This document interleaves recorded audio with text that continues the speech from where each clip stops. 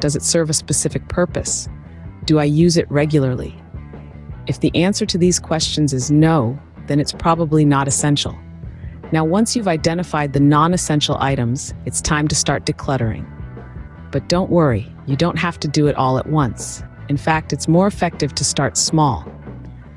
Choose a single drawer or a corner of a room to begin with.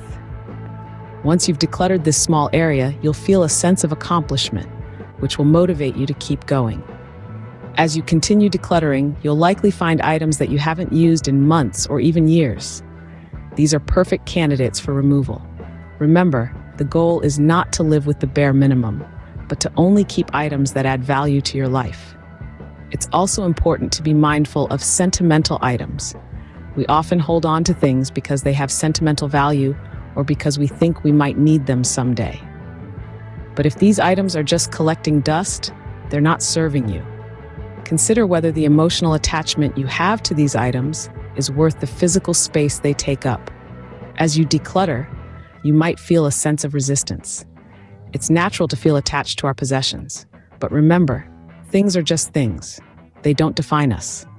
The memories and experiences we associate with them do. So don't be afraid to let go. When you've decluttered one area, move on to the next. This process is gradual. It's not about perfection, but progress. And remember, decluttering is not just about freeing up physical space, but also about freeing up mental space. By removing the unnecessary, you'll have more room for what truly matters. Remember, decluttering isn't a race. It's a journey to a more mindful and financially freeing lifestyle. Now that we've decluttered, what do we do with all these unused items? Well, one man's trash is another man's treasure. This old saying holds more truth than you might think. You see, those unused items, the ones that were just gathering dust in your closet, they have value. And it's not just sentimental value, but real, tangible monetary value. Imagine this, a virtual yard sale, right at your fingertips. In the era of the internet, selling your unused items has never been easier. Online platforms like eBay, Craigslist, or even Facebook Marketplace offer a convenient, hassle-free way to turn your clutter into cash. You can list your items, set your prices, and wait for interested buyers. It's as simple as that. But what if you're a bit old-fashioned and you prefer the charm of a traditional yard sale? Well, that works too. A yard sale not only allows you to sell your unused items, but it also provides a great opportunity to interact with your neighbors and community. Plus, there's something undeniably satisfying about seeing your items find a new home. Now, let's talk about the cherry on top of this decluttering Sunday: saving. The money you earn from selling your unused items can significantly boost your savings. It's like finding money you didn't know you had. This additional income could be used to pay off debts, contribute to your retirement fund, or even fund a dream vacation. The possibilities are endless. So let's recap. You've decluttered your space, freeing yourself from the burden of unnecessary possessions. You've sold your unused items, turning your clutter into cash. And finally, you've added to your savings, boosting your financial health. Not only have you cleared your space, but you've also added to your savings. Talk about a productive day. But decluttering is just the first step. How do we resist the urge to buy more? Well, it's all about cultivating a sense of mindful resistance. One of the best ways to resist the pull of unnecessary purchases is the pause and ponder approach. When you see something you feel compelled to buy, don't rush into it. Instead, give yourself a cooling off period. Wait a few days.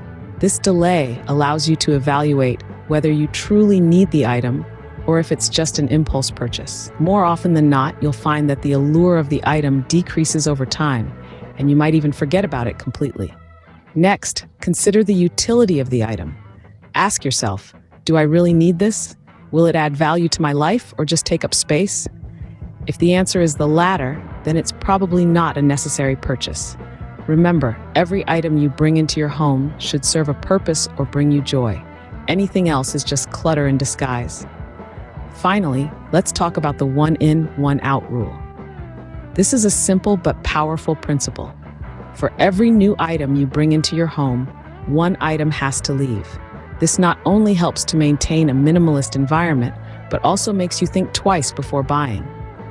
After all, if you have to part with something every time you buy, you'll likely be more discerning about your purchases. It's also worth mentioning that resistance can be made easier by setting up a budget and sticking to it. Knowing your financial limits can be a strong deterrent against unnecessary spending.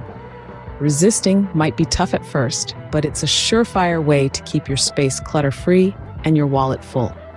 Remember, minimalism isn't about deprivation. It's about making conscious choices and living with less so you can enjoy more of what truly matters.